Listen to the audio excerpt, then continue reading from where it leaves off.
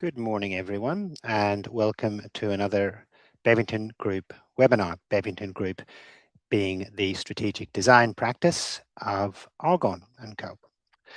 Now, today we're going to be talking about lean being the new black in uncertain times, including and potentially especially in times where we're deploying AI is going to be the focus of this, but of course there are other forms of uncertainty. But before I get stuck into it, I'd like to pay my respects to the traditional owners of the land from which I am broadcasting and pay my respect to their elders past, present, and emerging. For those who don't know me, my name is Roger Perry. I'm the CEO of the Bevington Group, or managing partner of the strategic design practice of Argon & Co. You'll be hearing a little bit more about Argon & Co. over time as we have merged with that entity. So let's get stuck into this.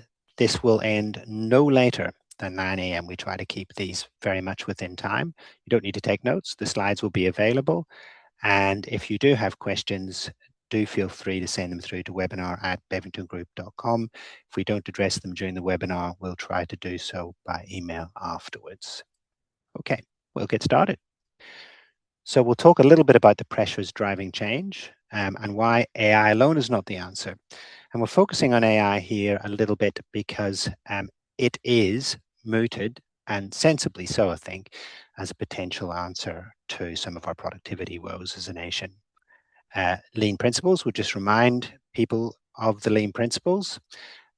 What does this look like in practice, which means applying it, and what should leaders do next? Okay, so where are we? Well, I think we'll recognize most of this, so I won't spend too long on it, but there's plenty of global uncertainty.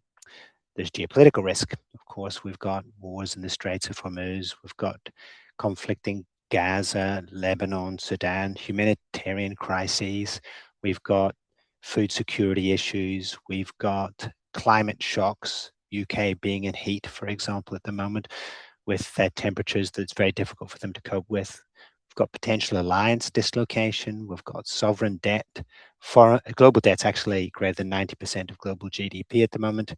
And of course, we've got aging populations, all of which introduce fragility into our systems. For those who are interested in understanding a bit more about the concept of fragility, there's some of that in our risk intelligence materials. We'll be doing a later webinar on this as well. Current situation for us, rising cash rate. I'm not going to predict what's going to happen to the cash rate going forward. Inflation at 4.2. I'm not going to predict that, but we may have a bit of a lift when the government reductions in fuel tax come off. GDP forecast is soft. High Australian dollar, and probably the most important thing for us in this particular webinar is very, very poor productivity performance, which means actually our per capita GDP is actually very poor indeed. So labor costs are up. Broad AI adoption is interesting in that it's actually very low relative to the potential size of the opportunity. We'll talk about that in a few minutes' time. And we have, of course, emergent technology job cuts. So of those particular economic challenges, we're going to particularly focus on productivity, because focusing on productivity in uncertain times is a sensible thing to do. It gives you a buffer. Now, one of the lean principles is that you should always have a buffer. Now, how do you create a buffer? How do you create a buffer in your budget? How do you create buffers in your supply chain? How do you create buffers in personnel and time? We're going to talk about that. And one of the ways to deal with it is to deal with common inefficiencies. So here are some of the common ones. There are process inefficiencies, which are just processes that sometimes fail, that you've got to correct the errors. That's waste.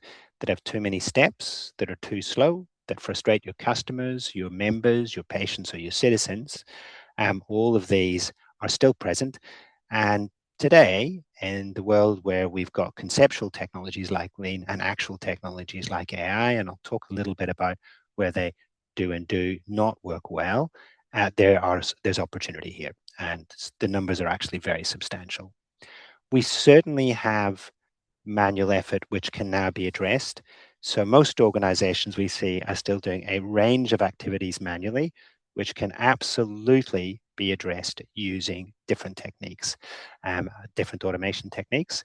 Ineffective structures, there's plenty of restructuring happening at the moment. Capability gaps, not having quite the right skills to fit the market at this particular point in time. Flexibility challenges, you can't actually move resources around in the event of an emergency, and legacy technology challenges.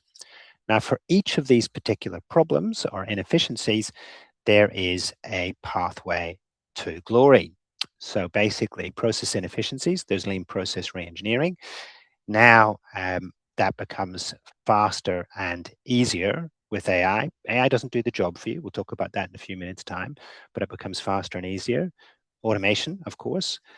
This is talking about taking out value-added steps through automation or automating value-adding steps. It's not talking about automation just being slapped over a process that hasn't been re-engineered. Otherwise, you'd be automating waste. Ineffective structures, there are separate presentations on that. Capability gaps, flexibility challenges, and technology challenges all have a way of addressing them. Ineffective structures restructuring, starting with operating model, capability gaps, role restructuring and skill building, flexibility challenges, new ways of working. Lean does have something to say about that, and technology challenges. But we're going to focus up here on process inefficiencies and excess manual effort. The objective here is twofold. One is to actually get a productivity benefit, but also to tuck some of that away, if you like, into your resilience store so that you can do something about the uncertain world you live in. Okay, so why AI alone is not the answer to productivity, because people are pursuing AI as if it is alone the answer. Well, one of the main reasons is if you take our country, adoption is wide but shallow. So what do we mean by that? Here's Australian adoption and here's global adoption. You could say it's wide in that we've got 50%, but actually it's not quite as wide as global AI adoption. So we're falling actually a little bit behind the world if you consider the numbers. Now, this is debatable, I think, particularly at the moment, because I actually think things are speeding up substantially. But it is fair to say there are still plenty of organizations out there that are in the very early stages. An early stage would be you haven't done anything in AI. An early stage would be your staff are using their own tools and you haven't provided anything. An early stage would be you're really just using Copilot in your Microsoft suite and not doing a great deal else. They're very early use cases. What we're going to talk about here today are some more advanced use cases in process work. There is only 7% of organizations in Australia, according to the Australian Treasury, that are broadly using AI. This isn't particularly uh, this isn't particularly deep in the organizations. Effectively, you can think about this as a shallow deployment. 14% have scaled across the organization on another survey, and only 14% see revenue gains from AI as opposed to 30% global. So the rough way we think about this is effectively globally, folks are a little bit further ahead than us, essentially. So Australia has an opportunity to catch up, particularly with our productivity performance. Now, while productivity is something of a first world problem, it's been dropping in most places, with the exception of the US. The US still has a very, very strong productivity performance, but elsewhere it's poor. But elsewhere, adoption's faster. Okay, now let's get back to lean. So AI is, of course, a source of uncertainty and a potential response to uncertainty, because what we're proposing here is that combined with lean, it actually provides a powerful way to allow you to improve your productivity measures and therein build a buffer. You're tucking something away. Now, building that buffer goes to some other webinars that we've suggested, which is resilience theory. Resilience theory says you have to do two things. Thing one is create that buffer that buys you time, and thing two, build your adaptation strengths. Now, this mostly actually we'll talk about building that buffer, but being adaptable is also extremely important. And we talk about that elsewhere. Check the Bevington Group website and actually look at the webinars there, and you'll see some other information. So AI by itself is extremely useful, but AI combined with actually restructuring the work is exceptionally useful. Now, one of the reasons, and there are many reasons, is that effectively point to here. Lean is a way of thinking. So lean, for example, is very focused on three principles we'll come to in a minute, which is customer value, waste, and flow, all of which are relevant. But lean has a concept inbuilt, which is useful in uncertain times. And that concept is the concept of always having spare capacity. You've got a buffer. Lean doesn't, in spite of its name, insist that everything is run close to the wire. So flexibility is also built into the lean concept. So if we take the way lean works classically, it's extremely useful for basically running in uncertain times. It's not the only solution, but it's extremely useful. But it is a mindset change. It's the way you think about flows, in particular, waste and customer value. And we'll come to that in a few minutes' time. Now, the proposition here is that lean, particularly we're going to talk about its work on process, works really well with AI, and it works in two ways that are very beneficial. The actual end use cases, you can actually use AI to reduce error, to improve flow, to improve customer value, and to reduce waste when you reconstruct the processes. And reconstructing the processes is important, and we're going to talk about that. But the second way is AI actually helps you speed up your lean projects. Okay. So the research is very much picking this up. And what this slide really says is one way to address process automation is to deconstruct the work. Lean Methods gives you ways to do this through process mapping and to allocate tasks to people or to automation, but only actually after you've taken the waste out. You don't want to automate waste. Why would you? So restructure the process, allocate tasks to AI or humans, reconstruct the process, and you get some fantastic benefits. Now, some of this has already been seen in technologies before AI. Robotic process automation, for instance, has very, very high returns on investment. But the same, as you can see in these numbers, and we're not revealing client secrets here. We're very careful on confidentiality. This is from MIT Sloan. But we are absolutely seeing this and doing this in the client space, which is understanding a process, reconstructing the process, and doing so removing waste, improving flow, focusing on what's valuable for the customer, and automating where we can. So the returns are very, very good indeed. Some of those returns can give you that safety buffer that you need in uncertain times. Now, I keep mentioning lean principles, so what I better do is take you through what some of the principles are and just remind you of these principles, and you'll be able to see more clearly why lean is the new black. So I keep referencing customer value. Of course, that could be patient value, that could be member value, that could be citizen value. Whoever you are delivering value to. So identifying value is important, and if you speed things up, if you're more accurate, if you have fewer errors, and if you can deliver more for the same price or less, that's delivering value. And lean allows you to do all of that. If you can eliminate waste, that's really important because your customer shouldn't be paying for waste. It shouldn't just be there. And create flow. This is to do with speed and cost. If you can do something faster, you're basically probably doing the customer a favor. It's probably better for your staff. There are fewer frustrating steps. You do have to do it with an eye to risk, but well-managed processes are often much more stable, much more resilient, and much less risky.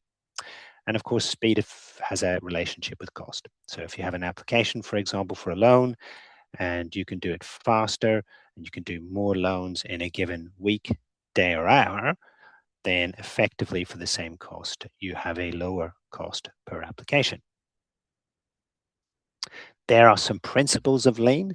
The ones that we're going to talk about here are identifying what's valuable for the customer in your processes, but making sure you map the value stream and create a new value stream using AI. Okay, so now in the concept of waste, there's a concept of non-value adding activities. So effectively a non-value adding activity means it's not adding value for a customer. So chase up information or receive incorrect information, which you have to go and correct later, or chase up information that should be available. Fixing up mistakes caused by your department or another department. Delays caused by the departments. Delays lead to flow and waste issues, dealing with system limitations and errors and having to redo the work of all different types. All of these are waste and they exist in all our organizations. You work your way through and slowly deal with them. Flow. This is basically the opportunity for work to flow through the system without being delayed. And I've talked about the advantage of speed and the relationship to cost. Now, process inefficiency is very common. Depending on how you measure it, there can be more than 30% inefficiency in many organizations, and plenty of examples of inefficiency will exist in your organizations. Overly complex approval layers and slowing decisions. That is actually a form of waste, and it actually makes you less resilient, and we are in uncertain times. So being able to actually make decisions more efficiently matters. Rework from poor data quality. It's something you don't need to do, and you could tuck it away in reserves. Workaround and manual effort due to system limitations, excessive handoffs. All of this leads to frustrated customers, irritated staff, increased risks, and higher costs, all of which you can do something about. So, where does Lean support? And I'll mention how AI helps here as well. And we'll then have a little bit of a chat about how the process works. So first of all, process inefficiency. You can remove manual, inconsistent, and low-value transactional work that consumes effort. Improve your productivity numbers. Now, decision-making is key. Now, we've done other webinars on decision-making, and good decisions on a timely basis really matter for organizational survival. If you do the processes for the information flows right, then information structured appropriately gets to the right people in the right format at the right time. Ways of working also relates to collaboration and decision making. It relates to the way you innovate. So if you're collaborating effectively, sharing the right information, supporting each other effectively, and getting decisions done well, you'll be more resilient. Lean has something to say about this. And in fact, agile methods are the twin, if you like, the way of working together of Lean. And we see them very much in the same basket of thinking technologies. Work and workforce management. So there are Lean techniques that allow you to basically align the role to the process. And the key thing here is that you can then think about authorities, training, overload and underload of your staff and align it to the process and actually make the work itself interesting and enjoyable because you can remove a lot of the manual and difficult work. Now, that doesn't mean that AI is a match for everything or can replace a person. That is not the case. And I'll show you some processes in a moment that demonstrate where I think we really are. But it will reduce some staff numbers, there's no question. And in fact, anything else is a lie, but you can't remove people entirely from most processes at this point in time, which I think is a good thing. Staff capability and staff development. Interesting, the process of keeping staff up to date is often fragile. Cutting costs in training is an often go-to in the event of difficulty. But of course, that actually very quickly, more quickly than many realize, leads to increased waste because folks just don't have the skills, and leaning to increased waste actually makes an organization more fragile and less efficient. So by actually understanding your processes, you know where to train. By actually understanding your training process and how people are trained, you can actually train people faster. You can reduce your mean time to productivity and basically competence. Risk and complexity, well-managed processes lower risk, and of course, generalized automation activities. Now, key point here that I do want to make is we're talking here about using Lean to improve process. AI has a really important role in this, and AI has an important role in two ways. It allows you to automate things that you could not ordinarily have automated, but it also allows you to run Lean projects differently. So, for instance, we have tools that allow you to absorb information and produce the first as is, which is the current state process map. Lean basically requires you to understand where you start from so that you can re-engineer the process and get to your much improved end state. The interesting thing here is there are basically opportunities for AI to even suggest improvements to the process. they're often not quite right, just as the first process isn't quite right, but actually it's extremely useful as a starting point. So today, where I'd say the technologies are, they give you fantastic first drafts that actually help you either go deeper or move faster on your project, and that is extremely useful. It also helps you make sure that you don't leave value on the table, because you can ask it lots of questions. If I'm saying it, I'm thinking about an LLM here that's specifically trained in lean process reengineering, and you can just make sure that you've got an holistic and complete solution. It won't do the solution for you, but it's extremely helpful. And of course, there are places where you can deploy AI technologies in the elimination of waste and the automation of process.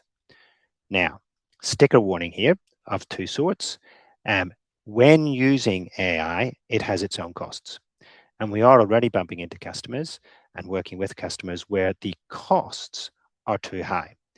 So there are ways to architecture automation solutions so that Lean, for example, will build your computer program and you can run the computer program, as opposed to just relying on Lean to do the work and spend tokens to do the work all the time, racking up your bills. So for those who are not familiar with it, tokens are a unit basically of cost, effort, or charge that you use in the AI world. And I think that the way charging works is going to change quite dramatically over the next few months.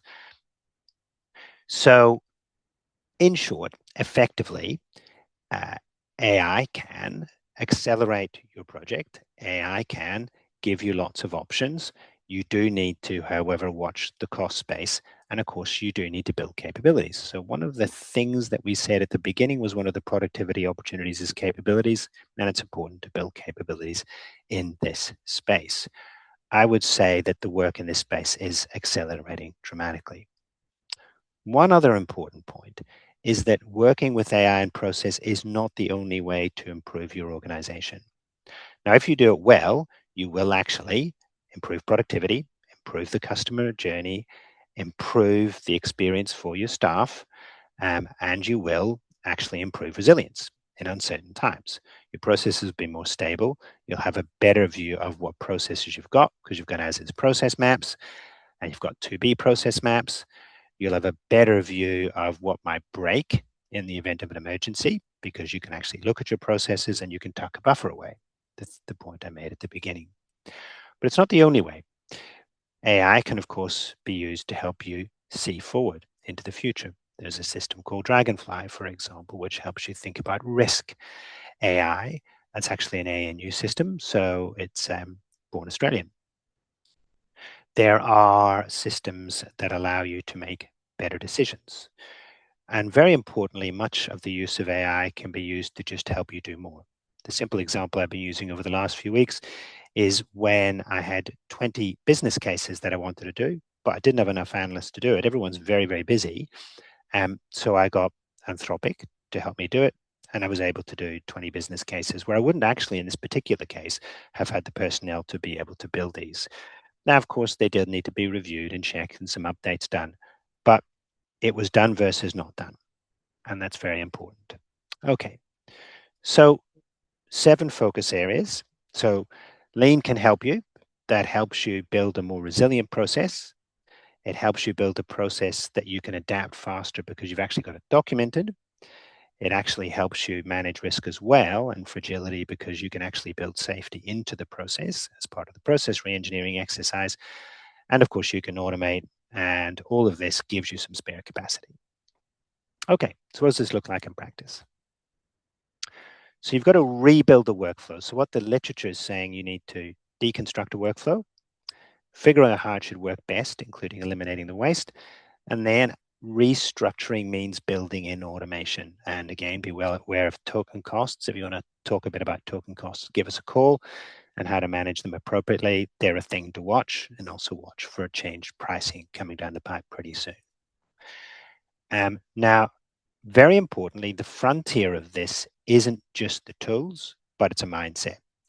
Now, I've said before that lean is a way of thinking, and it is. You might go back to your old lean books, it all still applies.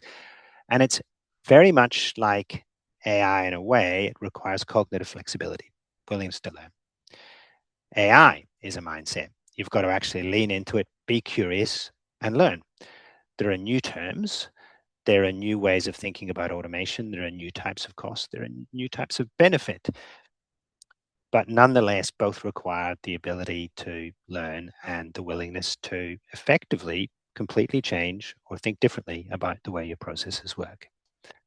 Building for adaptability is important. So effectively, what you don't want to do is lock yourself into a position you can't get out of. Now, if actually you understand your processes, you're actually in a much better position to change and adapt because you know where your starting position is.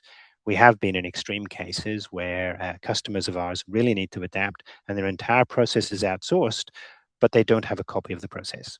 They're locked into a supplier, they're locked into a particular cost curve, and they just can't get out of it, or not easily. And we've had to entirely rebuild the process for them to allow them some flexibility. It's much easier to already have a view on what your process is. There are other forms of adaptability to consider as well, though. You might consider not locking yourself into a single model. And in fact, this is becoming much, much easier with, for example, Copilot allowing you access to Claude. Perplexity already allows you access to multiple models. But understanding how the models are emerging is a useful thing to do. So, for example, as I speak, we have clients and us as well using multiple models in multiple circumstances. There's Mistral, that's European.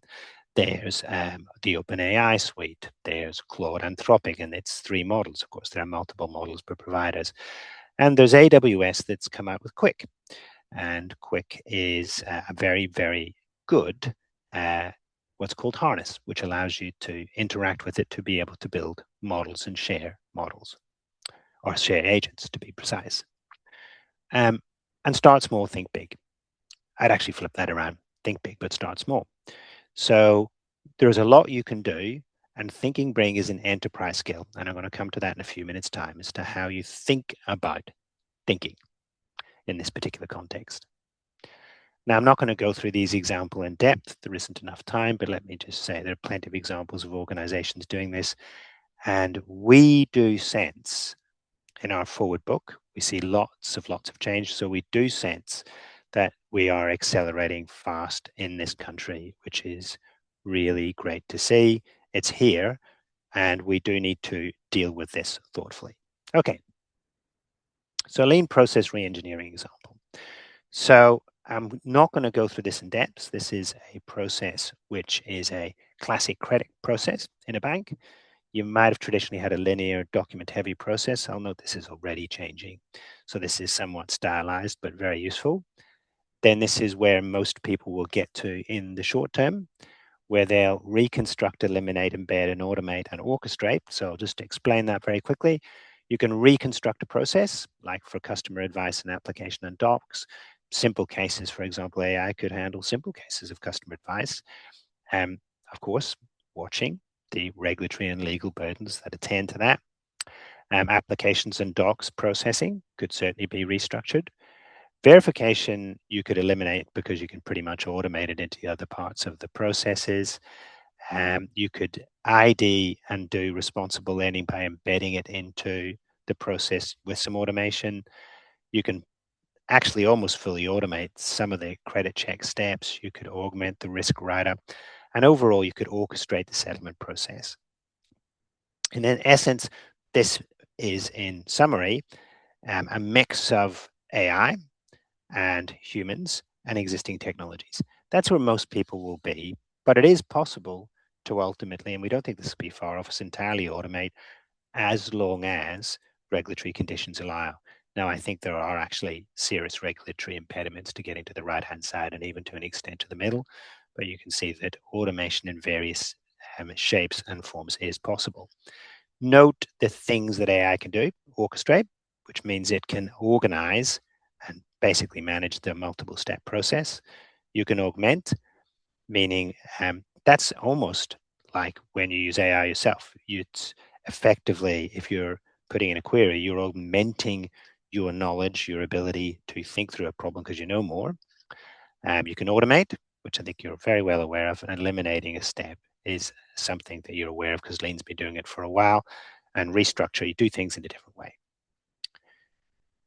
One thing that's very important to point out is the more you get to agentic workflows and orchestration, you'll be using orchestration a lot more, I think, over time, the more you've got to restructure the work. And as I said, certainly the literature is now talking about it, and the practitioners in this have known this for quite some time.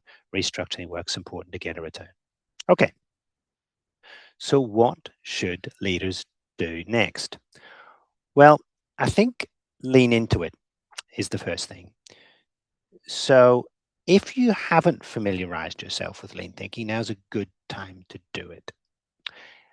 It's also worthwhile familiarizing yourself with resilience theory because they go very, very well together. And indeed, that's one of the underlying assumptions of this particular webinar.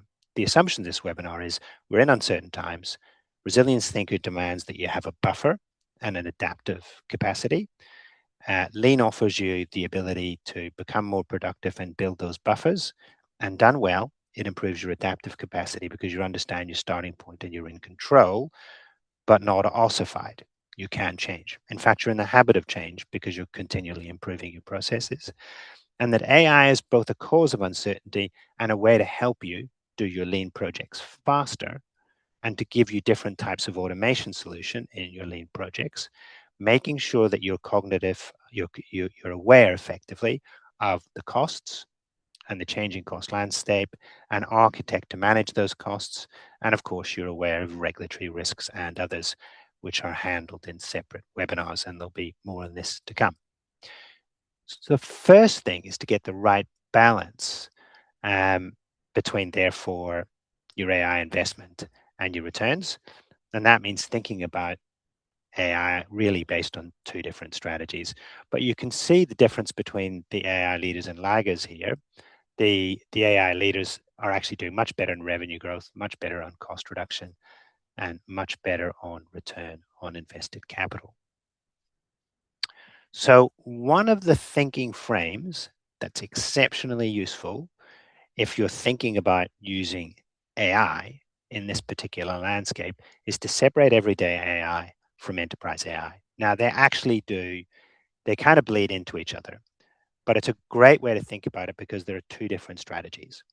Everyday AI is what we're used to doing today. So it's everything from embedded AI Copilot, for instance, in your Microsoft environment, or you're using ChatGPT, or you're using Claude or Perplexity, whatever else you're using. Effectively, this is what you're using to improve your personal productivity and what you're using to improve your team productivity. Now, this requires a different strategy because actually there is a spectrum, if you like, of different skills and capabilities and use cases. So you might start with just engaging with AI to effectively chat. You're learning, you're testing ideas, you're picking up perspectives. It's all very useful. You can even use it to produce a first document, to review legal documents, to review documents and summarize, to take meeting notes and summarize, to suggest an agenda, all of which is fantastic, even to produce interview guides. And you can go much further. So you can either think of this in 3 steps or 4 steps. So you can think about a user or a builder. And by the time you get to be a builder, you're actually building agents. Now, building agents can run effectively. They can run without you having to press the go button. You can schedule a run for an agent. So for an agent, it can go out and grab the relevant news for you and summarize it in the morning. An agent can go and run a report for you each day and pull out the primary items that you need to be aware of. An agent can run multiple reports and highlight what you need to be aware of and handle in your risk part of your day. So for example, I deliberately schedule time in my calendar to review project risks, and AI can summarize all that for me, or whatever else you need to do that improve your personal productivity. But it's not just productivity, it's impact. So as I said, for example, in that where I used AI to just build models, that's productivity, yes, but it's also impact. I'm doing things that I couldn't do before. And of course, using AI, I'm getting perspectives I didn't have before. But it's not the answer. It's working with me to improve personal productivity. And I can actually build models now that I can share with team members, that I can automate tasks that run to improve team productivity. Now, that's all fantastic, and it requires a particular strategy. You need to know your context, which means you need to have an AI architecture. How am I playing safe? You need to be able to have the training. You need to be able to decide how you're training. You need to be able to know how you share, etc. Now, that is actually different from some of the enterprise scale AI solutions that you're going to use to effectively change the economics of your business. That is possible, of course, and indeed it'll happen over time, that every day AI changes the economics of your business, for example, much better decision making. However, enterprise AI is born at scale. So you need to think about these differently. And whereas in everyday AI, it will often be the case that non-technologists will build models in most environments, so you'll use it, and you'll build your own agents to help improve your productivity and potentially those of your team. But you'll need to be more robust. You'll need more technical skill. You need to be absolutely sure. You'll need to understand the models more deeply. You'll need to test more thoroughly if it's enterprise AI. So this might be automating whole strings of process. This might be automated decision making. It could be finding risks and dealing with them. It could be all manner of things that is at scale. And the important thing, and we don't have time to go into depth, is that these actually can both use lean and these principles, but they're actually different strategies as to how you deploy. So enterprise AI. So this is why we encourage people to think about two different strategies. We'll talk a little bit more depth in the later webinars about these two strategies. And if you want to know more, we have an AI leadership exchange you might contact us about. But effectively think of agents for everyone or AI at the everyday level as up to the team level, and at scale, enterprise AI. You can apply lean in both, and both are very, very useful in a context where you're dealing with uncertainty. AI can help you develop and design strategies. It can certainly help you scenario plan in dealing with uncertainty. And of course, we've talked about buffers and we've talked about stable process and we talked about knowing processes as all being very important to deal with uncertainty. Now, I have mentioned costs, and this is one of the less talked about elements of rolling out AI. Lean can actually help you uncover the costs. If you're doing lean projects, you're aware, for example, of the change management and adoption costs. You're aware of change capacity, how much change you can pump through at any one point in time. And of course, you should be aware of things like process stability. So dealing with all of these things actually is a cost as well as a benefit, and lean helps you be much more aware of the costs. So how do you think about enterprise AI, and of course its interaction with lean? Well, there are 4 steps that you might consider. Now, it's a different piece of thinking when you're doing everyday AI, so I'll separate that aside and we'll address it later. But one is focus. So one of the things that we say is that enterprise AI is like other pieces of strategy. Other pieces of strategy begin with thinking about what you want to change, what will make the biggest difference. So you'd think about your value driver tree. So think about your economic model. How's value created? And a value driver tree starts at the right side and then breaks down the elements of value according to its drivers and you keep breaking down drivers until you get to a point where you want to change something. So this is a good way to approach thinking about how you are going to apply AI at an enterprise level. Enterprise level AI, including major lean and change transformations that involve lean, effectively require different thinking because they're often larger investment. They're often at scale. If something goes wrong, it'll go wrong in a much more messy way. Then you re-engineer. So just slapping on a technology solution to an existing poor process is not a good solution. And that's where lean comes in. You can fix the process and embed what you're doing very effectively using lean. It's important to have sponsorship. So this is where knowledgeable executives is very, very useful. And if you need to know a little bit more and think about the business-led approach, which is effectively what we're talking about with that, it's very much a business-led approach, give us a call. We do have training programs that help anchor things at the top and then build adoption into the team. This is where everyday AI really interacts very, very well with enterprise AI because everyday AI, you can get productivity in basically up to team level, but you can also get a sense of what these tools can do and where their flaws are as well. We're not talking perfection here. We're not talking miracles, though often it can seem miraculous. It's building adoption into the team by getting people used to it accepting it, and knowing that AI will be a work partner for quite some time to come. So that's our suggestion there. Okay, so in summary, what I would say is in an uncertain world, your productivity is your friend. So productivity is your friend because it allows you to build buffers. Lean helps you with that, and it helps you even more in the world of AI because you can do a Lean project faster, and Lean gives you more options in terms to become more productive. And some of those options are now AI based. Now, the other thing I'd say is that AI itself is a threat matrix, right? Because your competitors are going to be doing it. Again, productivity using Lean and AI is a response to that threat matrix. What you do want to do is break down your processes if you're doing process work and then reconstruct them. Bear in mind when doing this that this is not the only source of value for AI. AI for impact means you can improve personal productivity as well as enterprise productivity.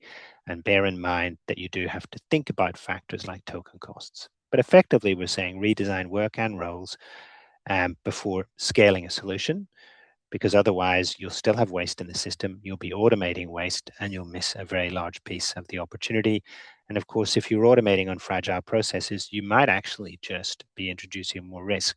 You'll have built automation on top of a broken process, or actually automating the waste itself and automating the fragility and the risk. Okay, well, we'll stop here. But if you do have any questions, it's webinar@bevingtongroup.com. Do feel free to send us any questions you've got, and we'll try to respond as promptly as we possibly can. Wishing you all a wonderful Friday.